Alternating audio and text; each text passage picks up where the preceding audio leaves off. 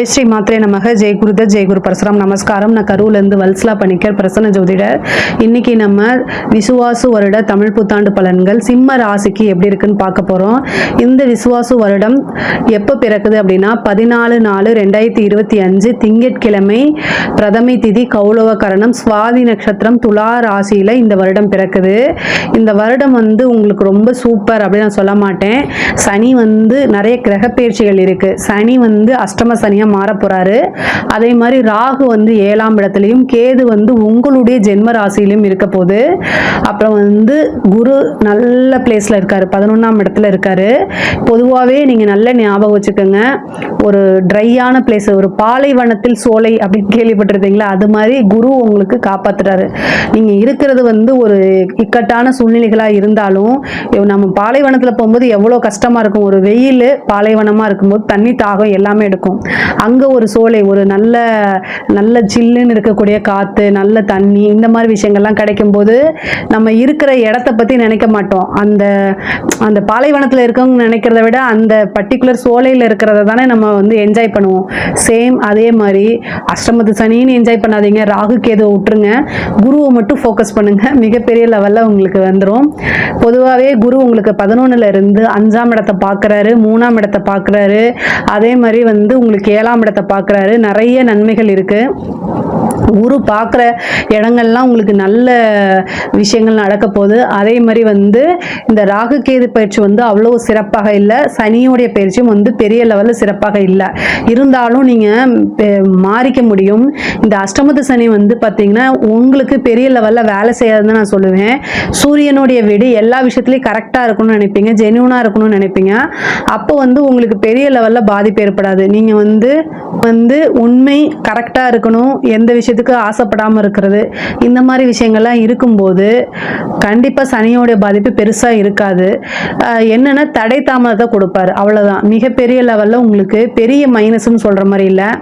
கேது வராரு, அதுதான் கொஞ்சம் மைனஸ். இப்போ என்னென்னா கேது உங்கள் ராசிக்கு வரும்போது எல்லா விஷயங்களையுமே தடை பண்ணுவார். அதே மாதிரி தேவையில்லாத பதட்டம், தேவையில்லாத டிப்ரெஷன்ஸ், மன அழுத்தத்தை கொடுப்பாரு. எந்த வகையிலையாக இருந்தாலும் சரி, அதை மன அழுத்தத்தை கொடுப்பாரு. இந்த மாதிரி விஷயங்களை நீங்கள் தவிர்க்கணும் அப்படின்னா என்ன பண்ணணும்? ஒரே வழி மெடிடேஷன். அதே மாதிரி பெரியவங்களுடைய சொல் பேச்சை கேட்டு நடக்கிறது.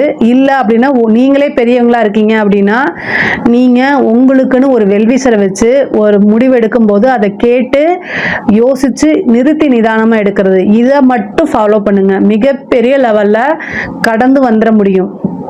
உங்களுக்கு யோகம் சொல்றதை விட இந்த வருடத்தை கடந்து வர்றது எப்படி அப்படிங்கறத தான் உங்களுக்கு சொல்லணும், அவ்வளவுதான்.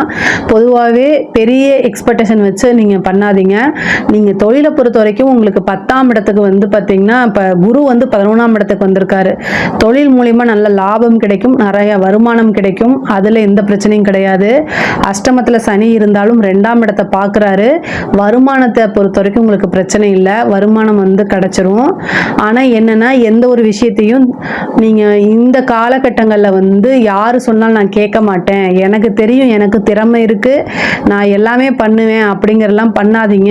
யோசிச்சு நிறுத்தி நிதானமா ஒரு விஷயத்தை செய்யும் போது நெகட்டிவ் என்ன, பிளஸ் என்ன, பாசிட்டிவ் என்ன, நெகட்டிவ் என்னங்கிறத யோசிங்க. இதுல நம்ம செய்யறது ப்ராஃபிட் மட்டுமே வரும்னு நினைக்காதீங்க.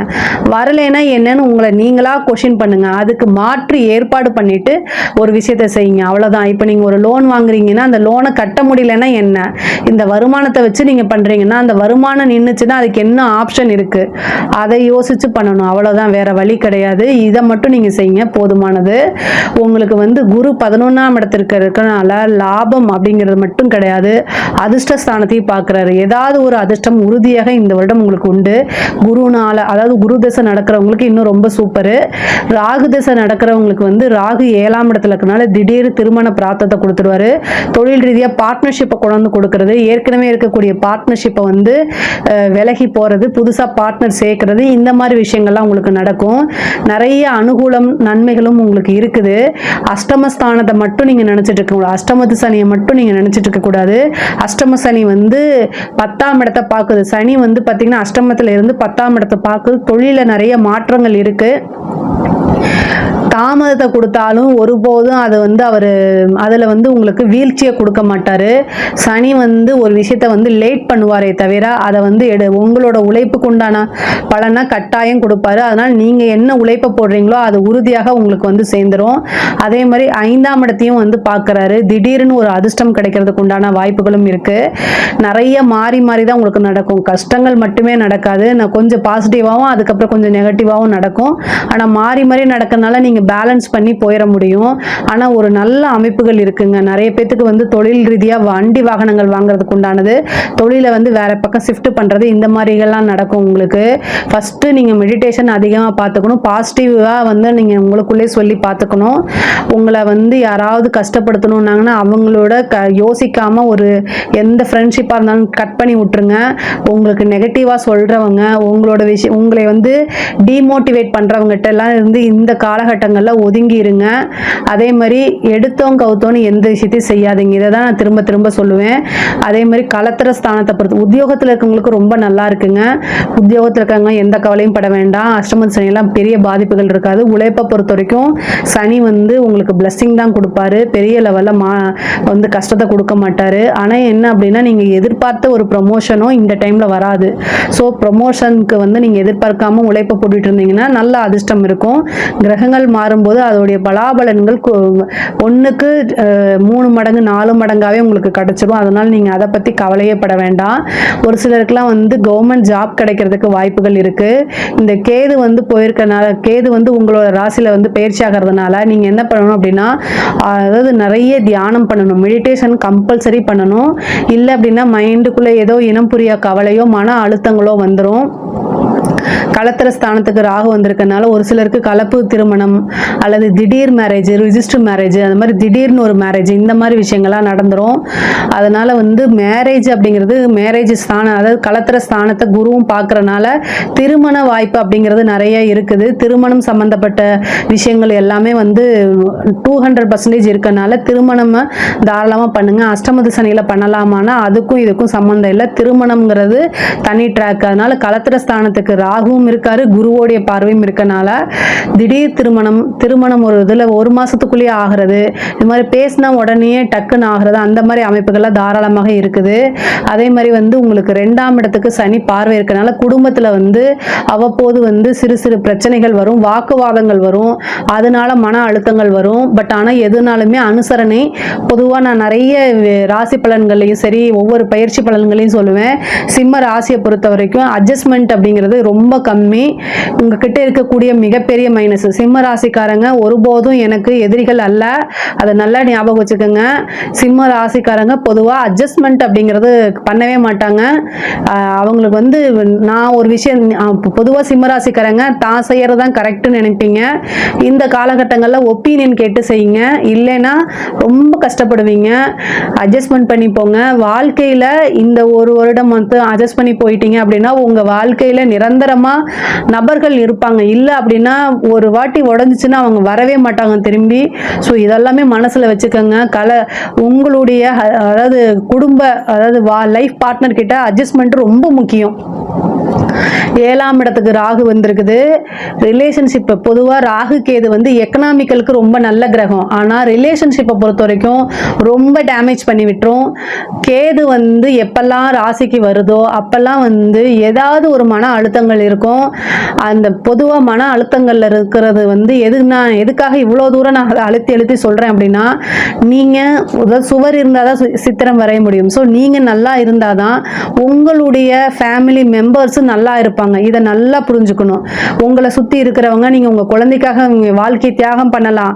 ஆனால் நீங்கள் உங்களுக்குள்ள சந்தோஷம் இல்லைன்னா உங்கள் குழந்தைகளை எப்படி சந்தோஷமாக பார்த்துக்க முடியும்? அது வந்து ஆணாக இருந்தாலும் சரி பெண்ணாக இருந்தாலும் சரி எல்லாத்துக்குமே இந்த கொஸ்டின் தான். அப்போ உங்களை நீங்கள் சந்தோஷமாகவும் ஆரோக்கியமாகவும் நல்ல மனநிலையை பேணி பாதுகாக்கிறதுல ரொம்ப ரொம்ப முக்கியமானது. அதுக்காக தான் இவ்வளோ தூரம் சொல்கிறேன். இந்த 1 வருடம் வந்து ரொம்ப அனுசரணைங்கிறது ரொம்ப முக்கியம். ஒவ்வொரு விஷயத்தையுமே யோசித்து நிறுத்தி நிதானமாக எடுக்கிறது முக்கியம். கணவன் மனைவியுடைய வாக்குவாதங்கள் எவ்வளோ தூரம் வந்தாலும் சரி, தப்பு உங்கள் பேரில் இல்லை. அவங்க உங்களுக்கு என்ன துரோகம் செய்யட்டும், என்ன தப்பு செய்யட்டும், உங்களால் சகிச்சுக்க முடியலனாலும் சரி, வேற வழியே இல்லை, அட்ஜஸ்ட் பண்ணி போங்க. கொஞ்சம் உறவுகள் வந்து நம்ம விட்டு பிடிச்சி தான் ஆகணும். நமக்கு வேணும் அப்படின்னா கண்டிப்பாக விட்டு பிடிச்சி தான் ஆகணும். இல்லை அப்படின்னா அது பிரேக் ஆகி திரும்பவே வரவே மாட்டாங்க. அந்த மாதிரி பிரிவினைக்கெல்லாம் வாய்ப்புகள் இருக்குது. ரொம்ப ரொம்ப கவனமாக இருக்கணும். 6ஆம் அதிபதி அஷ்டமஸ்தானத்துக்கு போயிருக்காரு. பெண்களாக இருந்தாலும் ரொம்ப அட்ஜஸ்ட்மெண்ட் பண்ணணும். அதாவது கணவர் வந்து சம்டைம் ஏதாவது உங்ககிட்ட மறைச்சிருக்கலாம். பட் ஆனால் அட்ஜஸ்ட்மெண்ட் பண்ணி போல அப்படின்னா நிரந்தரமாக இழக்கக்கூடியது. பெண்களுக்கு மாங்கல்ய ஸ்தானம் தான் 8ஆம் இடம். 8ஆம் இடத்துக்கு சனி வராரு. அஷ்டமஸ்தானம்ங்கிறது மாங்கல்ய ஸ்தானம் பெண்களுக்கு. அதனால ரொம்ப கவனம். கணவருடைய ஆரோக்கியம், தேக ஆரோக்கியத்திலும் கவனம் இருக்கணும். நீங்க சண்டை சச்சரவு போட்டு அதனால அவர் மனம் வருந்தி அவருக்கு ஏதாவது ஆகிற மாதிரி கொண்டு வந்துடாதீங்க. நான் சிம்மராசிக்கு பொதுவாக தான் நான் சொல்கிறேன். ரிலேஷன்ஷிப்புங்கிறது ரொம்ப முக்கியமானது. அதுக்காக தான் இவ்வளோ தூரம் நான் சொல்கிறேன். நீங்கள் நல்லா இருக்கணும்னு நான் நினைக்கிறேன். உங்களுக்காக நான் பிரார்த்தனையும் பண்ணிக்கிறேன். நீங்கள் வந்து கேது வந்திருக்கும் போது என்ன செய்யணும் அப்படின்னா விநாயகர் வழிபாடு பண்ணுங்கள். ஒவ்வொரு ஞாயிற்றுக்கிழமையும் யமகண்ட நேரத்தில் தேங்காய் எண்ணெயில் தீபம் போட்டு வழிபாடு பண்ணுங்கள். யாருக்காவது சந்தேகங்கள் இருக்க அப்படின்னா கமெண்ட்ஸில் பதிவு பண்ணுங்கள். நான் ஆன்சர் பண்ணுறேன். கண்டிப்பாக ஆன்சர் பண்ணுறேன். பொதுவாகவே குடும்ப வாழ்க்கை ரொம்ப நல்லா இருக்கணும். அதுக்காக தான் இவ்வளோ தூரம் அழுத்தி சொல்கிறேன். படிக்கக்கூடியவங்களுக்குலாம் ரொம்ப நல்லா இருக்குது. படிப்பு ஸ்தானத்துக்கு இவ்வளோ நாளாக வந்து பார்த்தீங்கன்னா சனியுடைய பார்வை இருந்துச்சு. இப்போ அது இல்லை. படிப்பில் வந்து நல்ல முன்னேற்றம். நீங்கள் நல்ல மார்க் ஸ்கோர் பண்ணுறது, அதே மாதிரி நல்ல வளர்ச்சி உங்களுக்கு கிடைக்கும். உயர்கல்வியில் இருக்கவங்களாம் படிப்பை நல்லபடியாக முடிச்சுட்டு வெளியில் வர முடியும். அதே மாதிரி 11ல் குரு இருக்கனால படித்து முடித்தோன்னே வேலை கிடைக்கும். நிரந்தரமான வருமானம் இந்த இதில் உங்களுக்கு உண்டு. வருமானத்தை பொறுத்த வரைக்கும் எந்த குறைகளும் கிடையாது. படிப்பை பொறுத்த வரைக்கும் நல்ல மாற்றங்கள் இருக்குது. நீங்கள் தான் என்ன சின்சியர் பண்ணுமோ அதை பண்ணிக்கங்க. ஆனால் வந்து வண்டி, வீடு, வாகனங்கள் வாங்கக்கூடிய அமைப்புகள்லாம் இருக்குது. நிறைய பேருக்கு ஒரு திடீர் அதிர்ஷ்டம் இருக்குது. 5ஆம் இடத்தை குரு பார்க்குறாரு. ஒரு சிலர்லாம் வந்து காதல் சம்பந்தப்பட்ட விஷயங்கள்லாம் வந்து கைகூடும். பிரிவினைகள் இருந்தாலும் மறுபடியும் சேர்றதுக்கு உண்டான அமைப்பு. பிரிஞ்சவங்கலாம் தானாக தேடி வந்து சேர்றது. ஒரு சிலருக்கு வந்து லவ் மேரேஜ் பண்ணுறதுக்கு உண்டானது, இன்டர்காஸ்ட் மேரேஜ், வேற மொழி, வேற மதம், இந்த மாதிரி விஷயங்கள்ல மேரேஜ் ஆகிறது, இந்த மாதிரிலாம் நடக்கிறதுக்கு வாய்ப்புகள் இருக்குது. பொதுவாகவே சிம்ம ராசிக்கு ஓரளவு ரொம்ப நல்லா இருக்குது. கலைத்துறை சம்மந்தப்பட்டவங்களுக்கு ரொம்ப கவனமாக இருக்கணும். இந்த வருடம் அஷ்டமத்தில் இருக்கிறதுனால நெகட்டிவான பப்ளிசிட்டிலாம் கிடைக்கிறதுக்கு வாய்ப்பு இருக்குது. அதே மாதிரி நீங்கள் வந்து ரொம்ப நாள் வெளியே தலை காட்ட முடியாத அளவுக்கெல்லாம் இருக்கும் கலைத்துறை சம்மந்தப்பட்டவங்களுக்கு. அதனால் நீங்கள் என்ன வந்து ப்ரொடக்ட் என்ன வந்து வெளிப்படுத்துறீங்க அப்படிங்கிறது வந்து என்ன எக்ஸ்போஸ் பண்ணுறீங்க அப்படிங்கிறதுல ரொம்ப தெளிவாகவும் முக்கியமாகவும் இருங்க. இல்லைன்னா ஏதாவது ஒரு கெட்ட பேர், அவமானங்கள் இந்த மாதிரி வரதுக்கு வாய்ப்பு இருக்குது. அதே மாதிரி தாயாருடைய தேக ஆரோக்கியத்தில் ரொம்ப கவனமாக இருக்கணும். தாயாருக்கு சிறு கண்டம் இருக்குது. தாய் வழி சொத்துக்கள் வரும். அதே பூர்வீக சொத்துக்கள் இருந்த பிரச்சனைகள்லாம் மாறும். அதே மாதிரி வழக்குகள் இருந்துச்சுன்னா அந்த வழக்குகள் எல்லாம் வெற்றி கிடைக்கிறதுக்கு உண்டான அமைப்புகள் இருக்குது. 11ல் குரு இருக்காரு. வழக்குகளில் வெற்றி கிடைக்கிறது. உங்கள் மேலே இருக்கக்கூடிய அத்தனை பிரச்சனைகளும் சால்வ் ஆகிறதுக்கு உண்டான அமைப்புகள்லாம் இருக்குது. அரசியல் துறை சம்மந்தப்பட்டவங்களுக்கு இது ரொம்ப சுமாரான டைம் தான். ரொம்ப கண்ணுங்கருத்துமாக இருங்க.